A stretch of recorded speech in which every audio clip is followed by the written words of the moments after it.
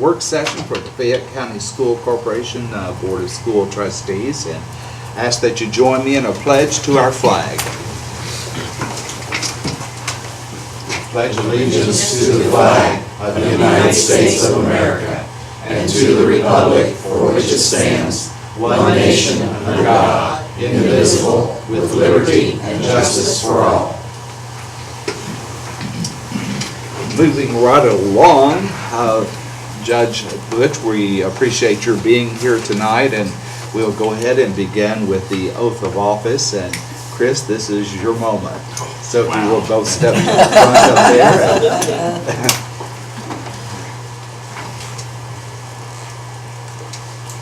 Raise your right hand and repeat after me. I, Chris Hunt, I, Chris Hunt, do solemnly swear or affirm do solemnly swear or affirm that I will support the Constitution of the United States that I will support the Constitution of the United States and the Constitution of the State of Indiana, and the Constitution of the State of Indiana, and that I will faithfully discharge my duties and I will faithfully discharge my duties in trust in trust as a member of the School Board of Fayette County, Indiana, as a member of the School Board of Fayette County, Indiana. so help me God. So help me God. Congratulations. Thank you, ma'am.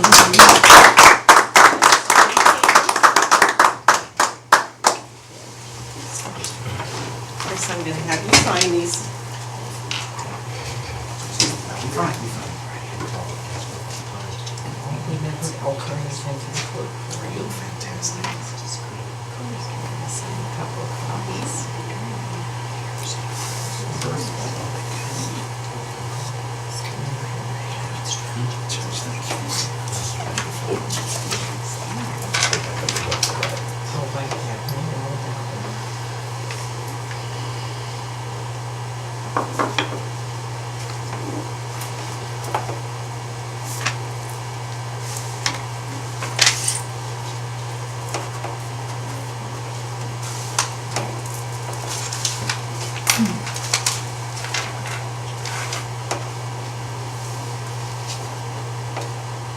Just come up in your first house. It is.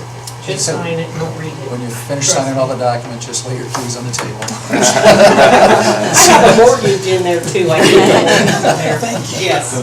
Okay, I'm gonna take the original and try not to lose it, and I'll turn it into the clerk, and I'll leave the copies for you.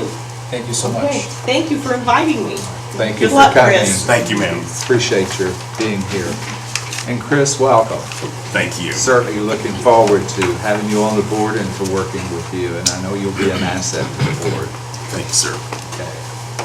With that said, we'll move on. I need a motion to approve the agenda as submitted. So moved. Do I hear a second? I'll second that. The motion has been made in second. All those in favor, please say aye. Aye. Opposed? The motion carries. We are now ready for an action item, and Dr. Bayer, I believe you have something to say. I do. Thank you, Mr. Burchett, Dr. Hodges, members of the board. There are two reports for your consideration this evening. One is the typically consent agenda report that I'll let you just review. I will not go into detail on that, and then I will go through the action items. The resignations on the consent agenda involve certified staff, support staff, some extracurricular positions. One was resigned as to ability to take a different type of job, similar type of job, creating that vacancy. And then we have one medical leave, so I'll let you look through those. And if you're okay, with your pleasure, Mr. Burchett, I'll just go ahead and talk about the recommendations for the appointment all in one motion. Is that okay? Yes. This evening? Okay.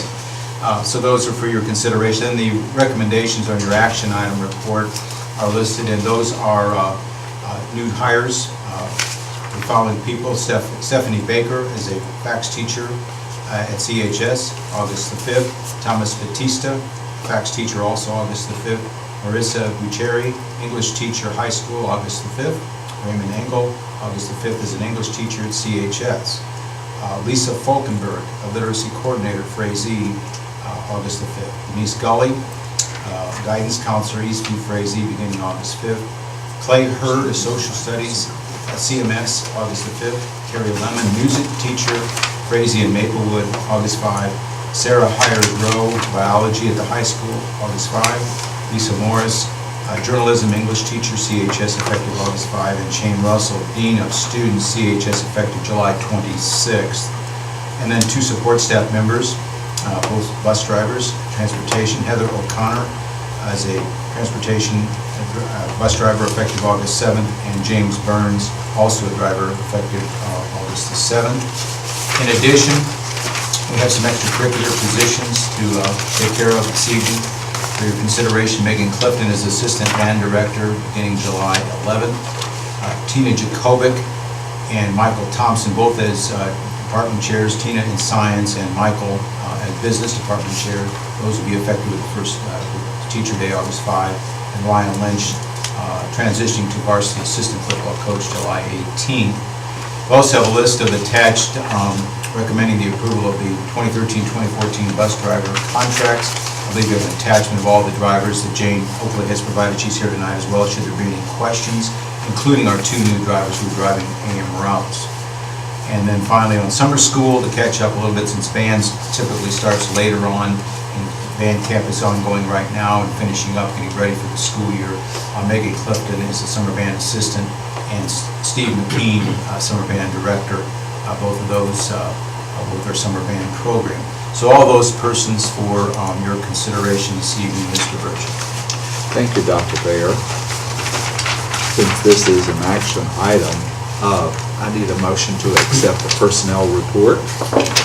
I move we accept the personnel report as presented.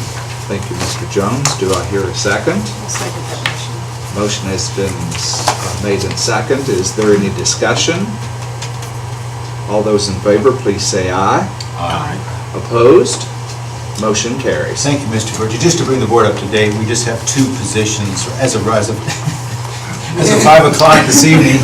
We have just 2 positions to fill. I'm afraid to look at my email. I've been in a meeting the last 45 minutes, so I don't want to open the email again. But we have a guidance position left at the high school and a PE position.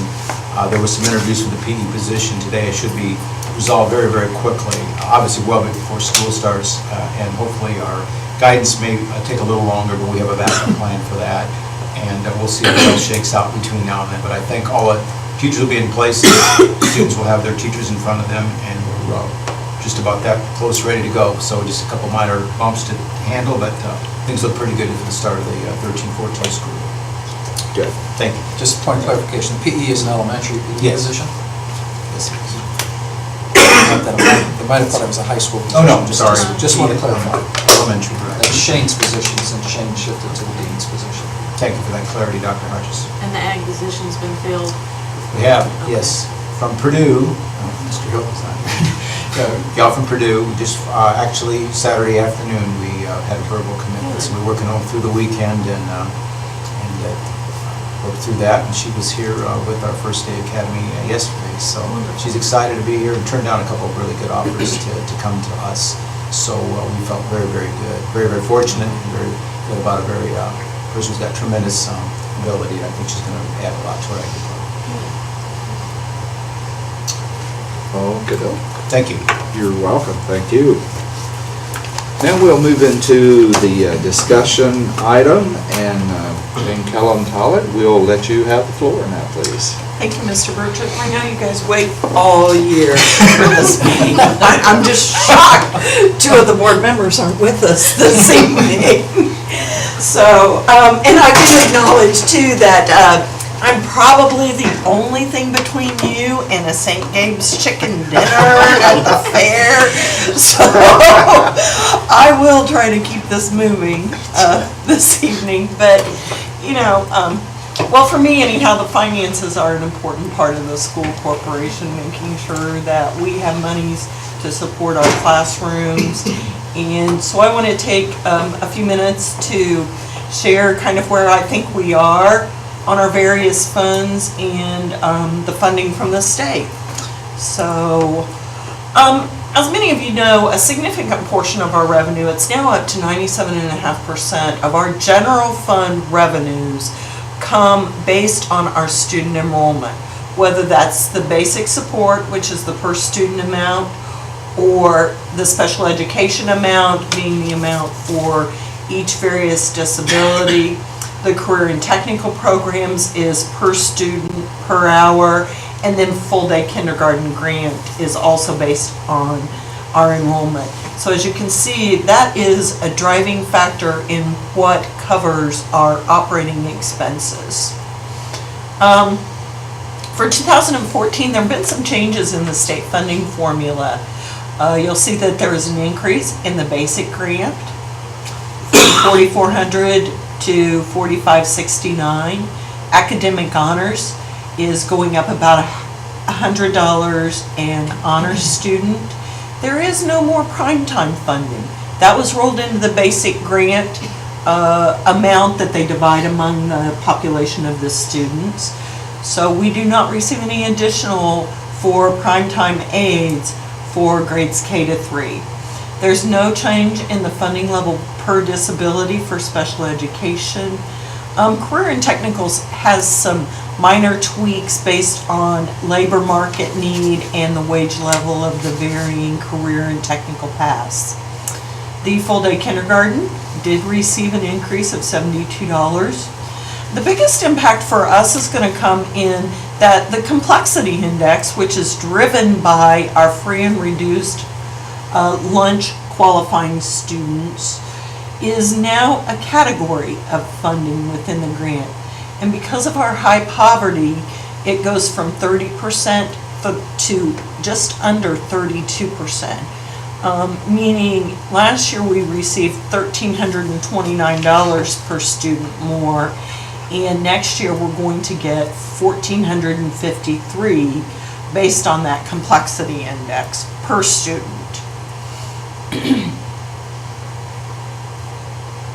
Okay. Here's a historical, just in narrative form of our declining enrollment. You'll see in September of 2009, we had over 3,800 students. In February of 2013, we were down to 3,572. For the estimate for the fall of 2013, I took it down 12 more students and used 3,560 in making our projections for the budget year. Here's a graphic which shows it a little more visually, if you will. If you look back at 1996, we had over 4,200 students in our corporation. So we have continued to decline, had a few upswings, and then each year since 2008 have experienced some pretty sizable decreases in our annual enrollment. This slide is a little bit difficult to see. The dark blue represents the stimulus funding, which was support given during the difficult economic times from the federal government. They were also referred to as the ARA funds. Those funds ran out we used ours in the last dab in the first half of 2012. So you will see our general fund revenues have continued to decline, and that's significantly driven by the enrollment declining. Next year's estimated revenues for based on the enrollment of 3,560 plus the few miscellaneous revenues we get from interest income,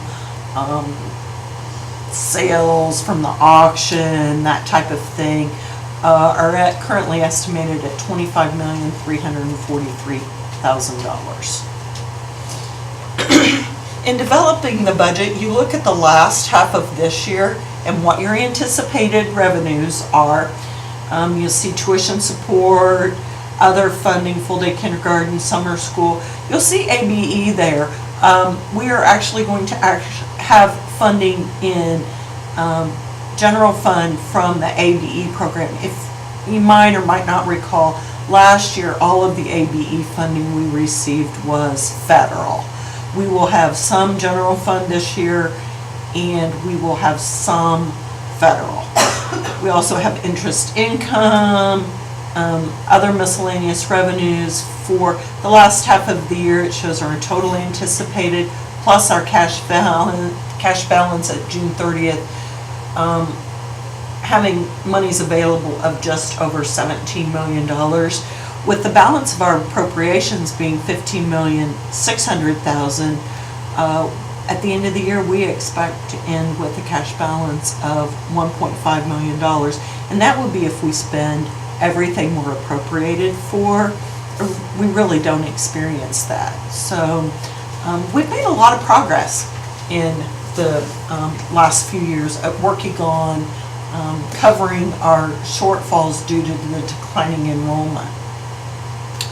2014, the estimates were used to calculate the tuition support, the other miscellaneous revenues, for that total estimated revenue from all of those sources for the general fund of about $25,343,000. This is a slide from last year, and it said what else is on the radar. And the items in black were what we included on that we didn't know where things were going to land. The first one was the impact of dual enrollment. Well, guess what? We're at dual enrollment. They will use the September traditional count to fund us for July through December.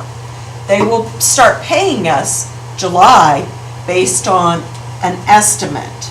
The estimate I gave them of $35.60. Then after that count is reconciled in September, they'll adjust and give us more money or take money away from us. Also, the February count that they had been taking that didn't drive our funding will now be used to drive the funding from January through June 30th. So to kind of put that in perspective, from the fall of 2012 to the spring of 2013, we lost 65 students. If we lose 65 students between the fall of 2013 and the spring of 2014, we will lose $391,429 on an annual basis. So the loss of those 65 students could be huge if we experience that again. I'm hopeful our declining enrollment is going to level off before long. One of the other things that we talked about was federal grant cuts. There was no more drug-free school money. There still is no more drug-free federal money. However, with the Sandy Hook tragedies, states are kind of looking at ways to funnel resources to schools to help with the security issue. Indiana has created a matching grant program where schools are eligible up to a $50,000 matching grant. We do have to do some work with the County Safety Commission, and Debbie Williams, being our school safety specialist, is working on taking care of that for us to be eligible to apply. Reductions to our Title I and Title II was on our radar. Well, sequestration hit and it's reduced Title I, Title II, and Head Start. However, it has not impacted federal Perkins cuts, and the state is indicating they're going to pick up cuts that were in place before. So we really don't anticipate any change in the Perkins funding level at this point. The state last year was picking up federal special education cuts, but for how long? Well, they're helping a little bit, but the federal funding was cut an additional 3% this year for special education, and the state is not increasing any funding in that. So Jan is working through developing those budgets, but we have had some retirements and some people with less seniority, so that will help with some of that. And we've looked at moving staff around from the federal to the general fund and the placement of those to maximize on the fringe benefits. General fund expenses in general, 85 to 90% of a school corporation's general fund expenses will be salary and fringe benefits. Well, we're bumping that 90% factor right now. In next year's estimated budget, we are over 89, just under 90% of our general fund expenses being salary and benefits.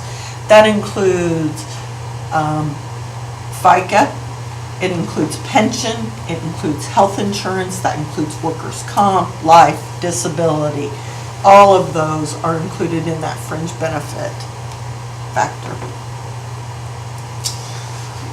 This is a historical from 2009 of our general fund and our stimulus expenditures.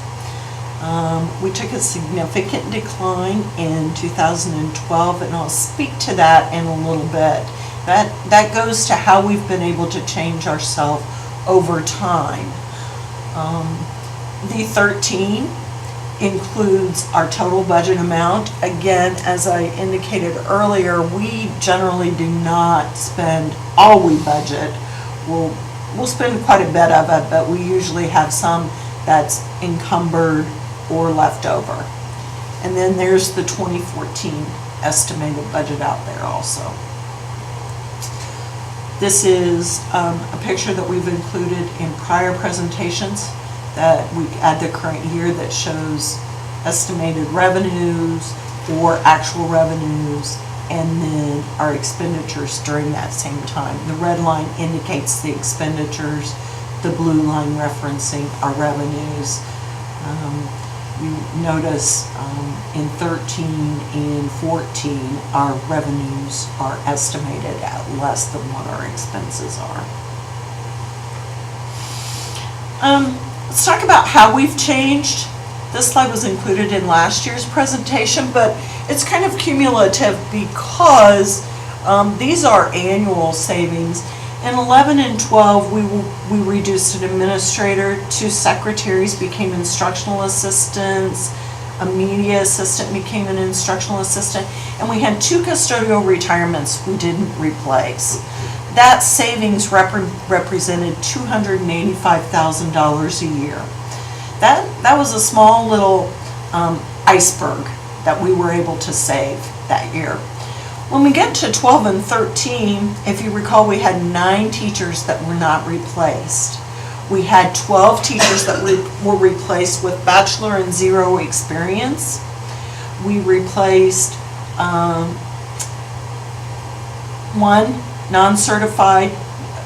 person with a non-certified social worker. We replaced a master's with 0 in the counseling positions. And we had 11 non-certified at CMS reductions with a change, or 1, I'm sorry, not 11, in the in-school suspension and extended day. And then during the 12-13 school year, we transitioned on a custodial plan in our elementaries and middle school and high school, that as people were retiring or leaving us, were there ways for us to split those positions where we had 1 at Eastview half day and 1 at the middle, and that same individual then went to the middle school half day. So we have saved 3 full custodial positions. That savings in salary and benefits per year equates to $1,363,000 based on the actual people who moved out and the actual people who came in and the benefit levels selected.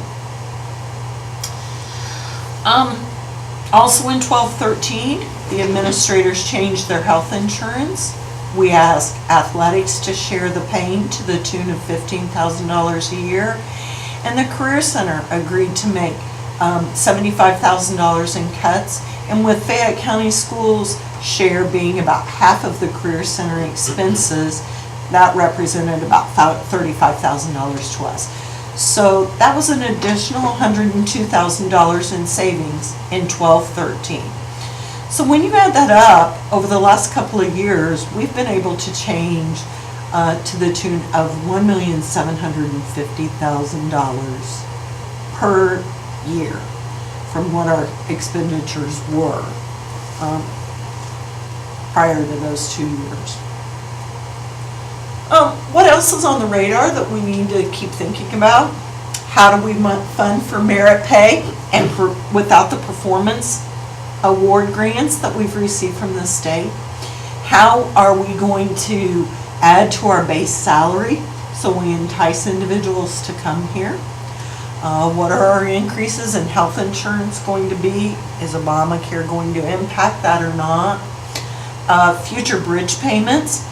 As many of you know, we only have one more year of severance bonds of less than $200,000 to apply towards those bridge payments. Then after that, the entire amount will come out of the general fund. So depending on our retirements, that could impact us significantly. Additionally, PERF has increased again for next year to 14.2%. Teachers' retirement fund is 10.75%, but PERF is up to 14.2. That's a 42% increase in just 5 years. That's huge. That's all of our non-certified individuals, excluding bus drivers.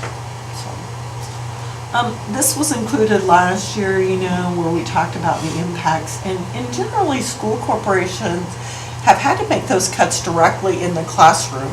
When 85 to 90% of your general fund budget is spent on salary and benefits, the go-to place is cutting staff, whether it be teachers or non-certified or a combination of both.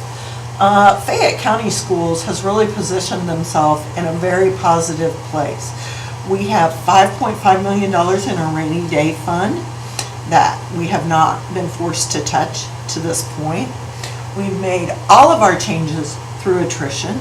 We have not done any reduction in forces, and we're actually hiring new people where school corporations surrounding us are still experiencing hiring freezes. So this is a totally different presentation than I made last year. We were very concerned about where we were. That large pool of retirees that we had obviously saved us a significant amount of money. We expect some savings this year, but not nearly as much as we did last year. So, from the work that I've done, the 2014 budgets are all substantially complete to this point. However, they're not finalized, and should the board desire any changes in them, I can make those changes before we go to publication, because I won't be asking you to be able to publish until the August meeting. Looking back historically at our net assessed valuation, last year our AV increased $200,000. Most all of that came on the backs of our farmers, quite honestly. If you look, the 11 pay per acre AV was $1,500 last year. It went to $1,630. For 13-14, it's going to go to $1,770. So we should expect an increase in our assessed valuation, but I don't have any numbers from the county yet. Now, because we're always told to advertise our tax rates high and our levies high, I will use about $650 million as the levy to create those estimates for the tax rates, just to protect ourselves. We've spoken about the circuit breaker impact. Our circuit breaker impact estimated for this next year is just under $1 million. $104,000 of it comes from the residential property owners. The 2% cap and the 3% cap add about $400,000 apiece. So that's a large amount of money that we have levied that we will not collect. This slide was included last year. It was expected to go into place with 2013's budget. However, it did not. It was delayed 1 year. The circuit breaker impact will not be applied to any of the debt service funds, whether that be debt service or pension debt. Transportation, bus replacement, and capital projects will share the whole circuit breaker impact. This is the state's way of ensuring that we do not default on any of our debt obligations, because should we do that, they're on the hook for them. So that will begin in 2014. Debt service, next year, we have the retirement of the one-year capital projects fund loan. We have the retirement of the special education judgment. We have the retirement of the lease rental of 2008. It retires partway through 2014. However, we have the addition of the QZAP of 2013. That's going to roll on as a debt obligation as we retire the other one. So basically they offset each other. Our state unreimbursed textbook took a pretty significant increase of $9,000 of unfunded free textbooks. The pension debt for 2014 is just slightly more than it was in 2013, and the reason for that is they retire those bonds in increments of $5,000, so it'll flex a little bit if they jump up a $5,000 and the interest didn't quite go down $5,000. We did refinance our pension bonds in 2013. It will be a savings of $87,000 over the life of the loan. With the majority of our savings being bumped out a couple of years to the last 3 years of the life of the loan. Those interest rates were higher during that period, so we're increasing our savings doing that. Plus the levy neutrality piece seems manageable for us now and will be more difficult in the further out years. So.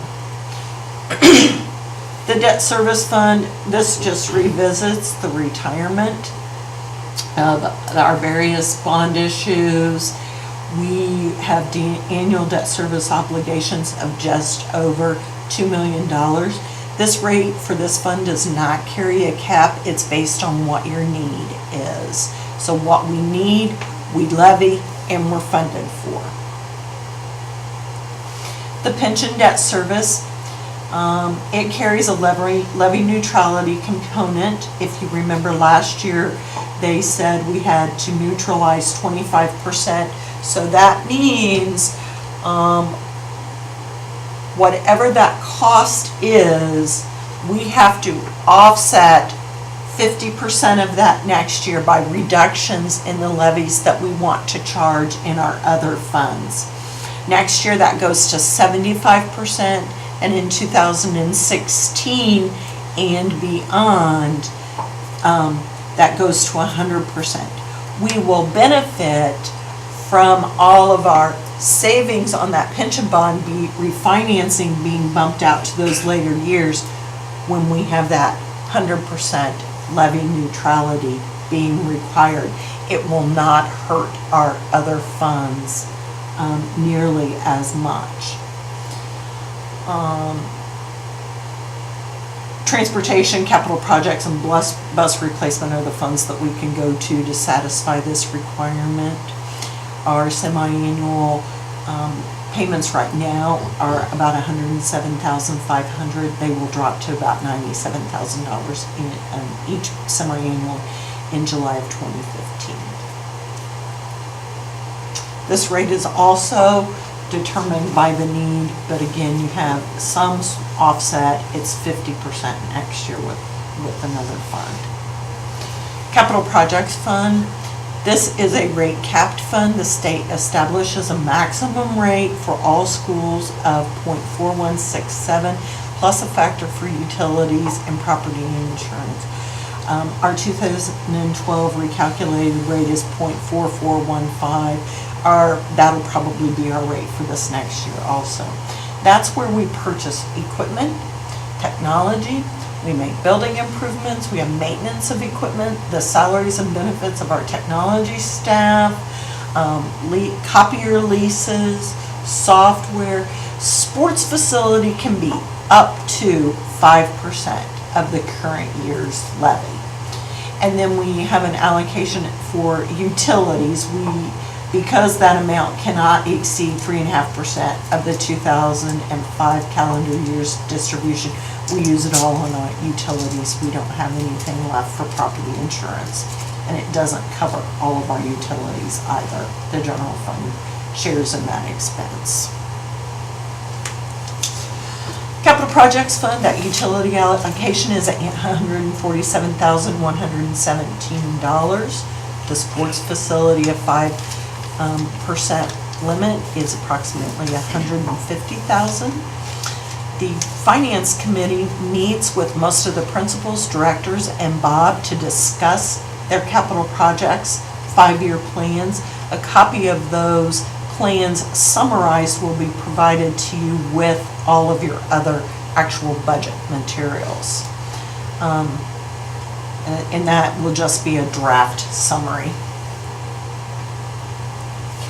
The Transportation Fund is used for the operating costs of transporting our school children. This tax rate is based on levy needed but contains a maximum annual increase. That increase allowed by the state for next year is 2.6% over what we levied last year. The Bus Replacement Fund, this is a 12-year plan. It assumes that we need to replace all of our buses every 12 years.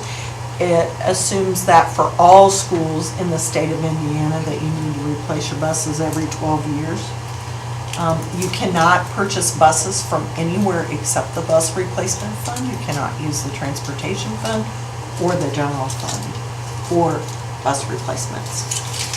In 2012, they established a maximum levy for the Bus Replacement Fund. It was by each school corporation. And what they said is, here's the buses you have, and you get to replace 1/12 of them every year. And we're using the average cost statewide for a large bus or a minibus, and here's what your maximum is. Well, they set our maximum at $424,000, but we did do an appeal, and that amount was increased to $558,640. It was a one-time allowed appeal, but I mean, so we can't go back and another time and ask for an increase. The state used that average purchase, but it is updated annually. And it gets to have the same percentage increase that the Transportation Fund does. So it's 2.6% increase over the 2013 amount. This formula does not consider the actual date that we need to replace.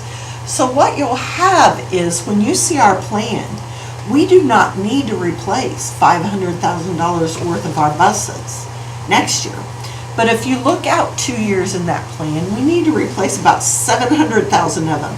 So what you have to do is you have to levy that money today and hold it in your bank account until you get out to 2017, 18, and 19, which are huge years for us, or you won't have enough money to replace the buses that you need in those 3 years. If you don't build it up now, if you don't levy it and build it up now, when we get to that point in time, they will not allow us an increase then. So I don't know if that's good or that's bad. I really feel bad for the people who didn't have smaller years once they implemented this and they needed to replace more buses, because schools just don't replace 1/12 of your buses every year.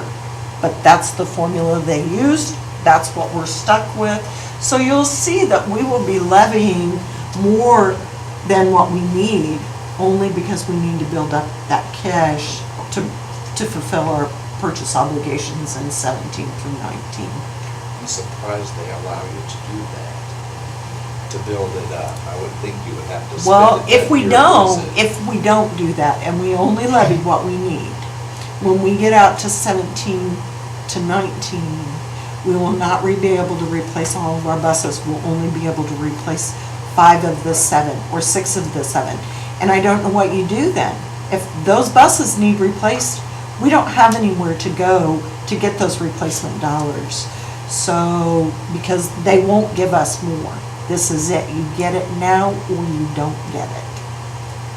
which is a good thing. Yeah. The rainy day fund, we have established a rainy day fund. The rainy day fund is subject to the same appropriation process as any other taxing units. Transfers to that fund cannot exceed 10% of any fiscal year's budget. They can come from any fund except debt service. And we have included the last couple of years an appropriation in the debt service fund for general fund expenses and an allocation for capital projects.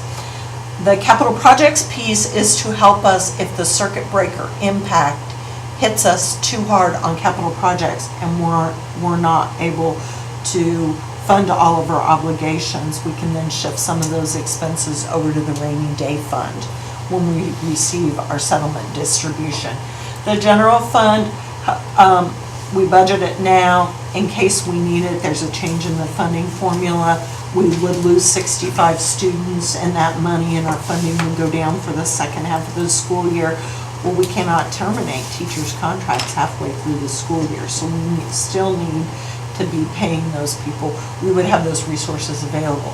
If we don't do it as a part of the annual budgeting process, we would have to do additional appropriations at a later date, and you have to pay for each one of those advertisements that's published.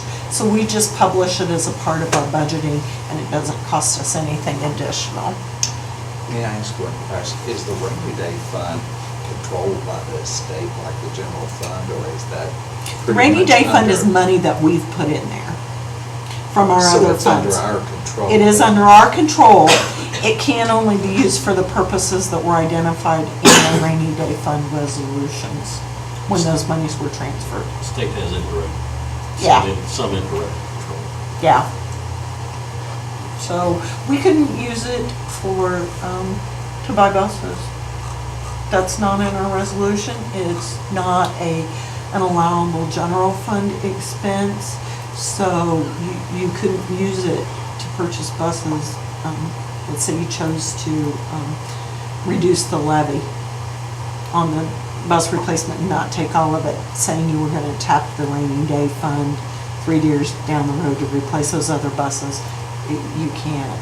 Rainy day funds have to be used for expenses that, only the expenses that qualify for general fund expenditure.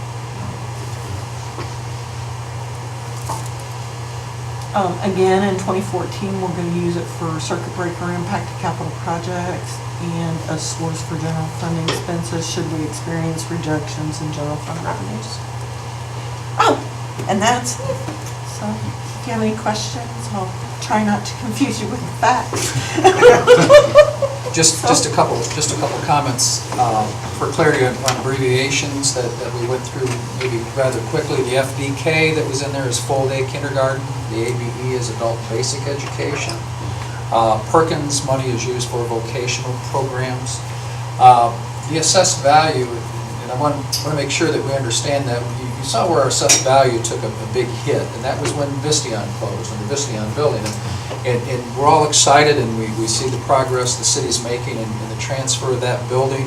And I think it carries an appraised value of $4 million. The issue is, though, once the city took control of that building, the assessed value of that went to zero. Just as all of our buildings, the assessed value in all of our buildings are zero. That being in a TIF district, as the value of that property goes up, all of that will go into the TIF. We'll not see anything from that until that TIF district is dissolved. So as we see activity, or when we see activity out there, we get excited about that and think about what that might do for us from a tax base. It will not have an impact on us for, I think that's TIF'd out for about 20 years. Just a point of clarification, the assessed values don't go to zero. They're just the assessed values on the Vistion building. It's still $4 million. It's just tax exempt. It's tax exempt. Thank you for the clarification. So we receive no benefit from that. Right, because it's tax exempt. Right. Yes. And we won't till that TIF comes off. Right.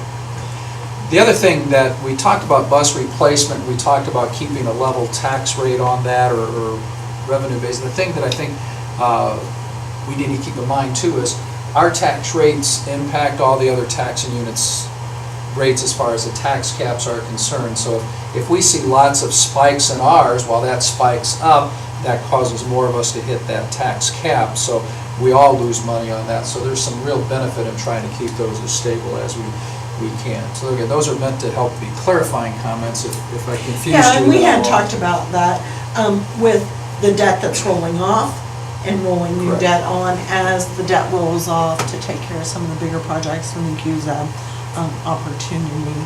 We'll do that also to try and keep all of us equal. I mean, I did go through that very fast compared to what we have done before. So I'm happy to answer any questions, but I'm trying to be respectful of your time and the importance of the fair also.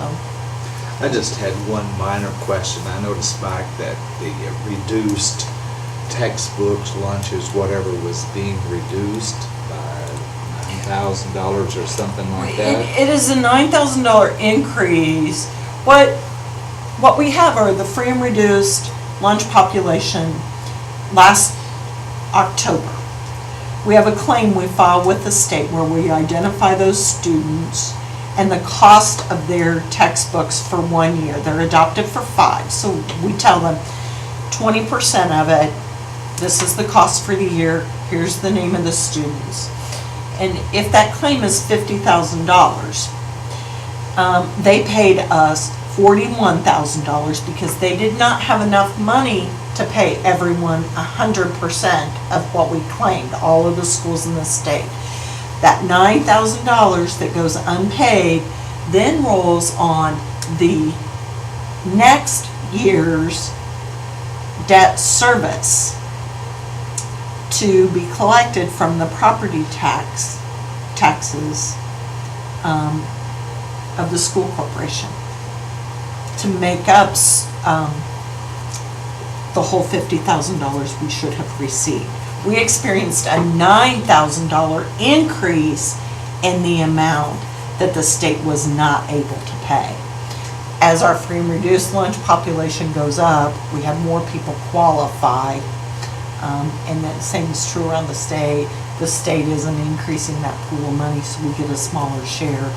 So that's why you see an increase. But they- Here's the logic behind that is the state says that if you're on free and reduced price lunches, then they will subsidize your book rental.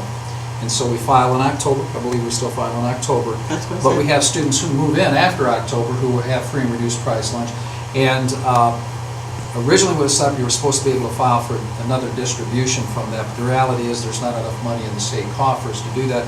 So school corporations could not afford to subsidize all of those. So the state created a mechanism whereby we can go into debt service and raise the revenue that we lost because they didn't honor their commitment to pay for all the free textbooks. So there is a way then to cover it. The unfunded, it's Yes. through debt service. Debt It's service. it's on the backs of the property taxpayers. So what the state doesn't pay goes on to the property tax levy. But they haven't done anything to change their requirements of what people have to go through to get on the list. Those are federal requirements. Actually, the free and reduced lunch program is run by the federal government. It will experience annual changes in the incomes at the various size households, but the state has no input on that. It is the federal government and for participation in the free and reduced lunch population.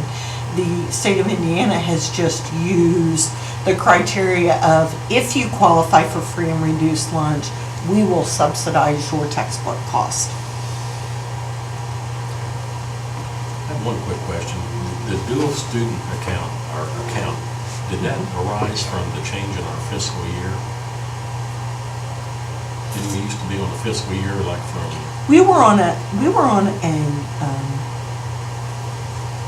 Yes, the state's on a fiscal year, we were on a calendar year, Right. they're putting us on a fiscal year. right, Yes, okay. well, that's what they're saying. They've wanted this dual count to count for a couple of years, yeah, because we're experiencing declining enrollment. It'll be interesting to see when Indiana's on the upswing and our enrollment's increasing, if they'll still want that dual account or not. To take the real high road, part of that is a response to complaints from public schools. Because we have one count day, the second Friday after Labor Day, that's the number you live with. And there's a belief out there that there are a number of students who go to private schools, they enroll there in the fall, but then during the year, for various reasons, they come back to public schools and there's no funding for that. And so in reaction to that, it's, well, let's take another count in February and make sure that, if you are having an influx of students and you don't have revenue to support that, then we'll do a separate count on that and you'll receive additional revenue from that. And there probably are schools across the state that will see an increase, maybe a minority. But typically what happens for us is we have some midterm graduates, we do have some students that drop out of school. So historically, our numbers in February are less than what they are in September. Yes. But when you go to those dual count dates, then it does allow us to go to a different funding cycle than what we were on before.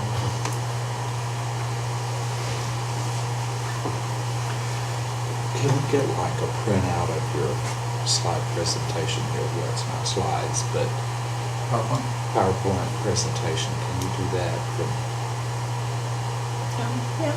I mean, if it's a problem, it's okay, No. but there's just a lot to remember. I'll Yeah. include it in your budget packet if that's all right. Oh, that'd be great. I think that's what I've done in the past, Okay. is when I create that packet, I think at the back I've put that PowerPoint before. Good. And so, or last year anyhow, I'll do that again if that's all right. Sure. Okay. Does anyone else have questions or comments about this? Since this is a discussion item, there is no action to be taken tonight, so any last comments there, Jane, or you all finished? I think I'm finished. It will be on the next few agendas. Permission to advertise next month, budget hearing in September, and then your request for approval of the budget. I will try and have your packets all together for the August meeting, so you have it when I ask for permission to advertise. So in case you get questions or whatever, you'll have a copy of the budget and the materials in front of you. Thank you very much for You're this welcome. presentation. You're welcome. Okay, I think Dr. Hodges would like to mention something to us here, so I'll give the floor to him. Right. Thank you, Mr. President. Cindy's trying to get our program for Monday, opening day, together for us. She was waiting for some information from the superintendent. He has now supplied that to her. But what she also needs is commitments from you as to whether or not you will be there. We try to assign different duties for you folks to do if you're going to be in attendance. We want to list you on the program. If you're not going to be able to be there, we don't want to embarrass you by having your name in the program and not showing up. So if you could let her know that you're going to be there. It starts at 8 o'clock. So that's this Monday, opening day, an exciting time. Sneaking right up on us. It really is, it really is. So if you could let her know, she would appreciate that as well as I. That's all I have. Okay, with that, do I hear a motion we adjourn? Mr. President, I move we adjourn. The motion has been made. Do I hear a second? I'll second that. All those in favor, please say aye. Aye. Meeting is adjourned.